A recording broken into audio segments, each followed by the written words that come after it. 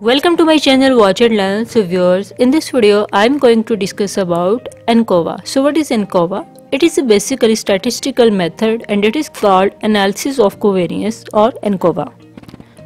There are many ways to determine the effect that an independent variable has on a dependent variable. For example, linear regression can help determine the effect that multiple predictors have on an outcome. ANOVA even helps determine whether multiple treatments are truly different. Although each of those has benefits, they also have a couple of limitations.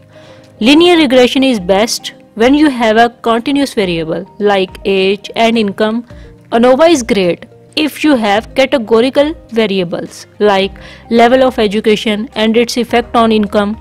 But what if you wanted to know the effect of age and level of education on income?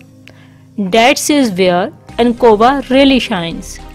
Analysis of covariance is a statistical method that determines how much an independent variable or treatment's level explain an outcome and how much covariates explain the error. A covariate is a variable that you think has an effect on the outcome but is not responsible for the outcome like the independent variable. I hope that you got this simple concept about ANCOVA. For more informative and latest video, kindly subscribe my channel and stay connected with me. Goodbye.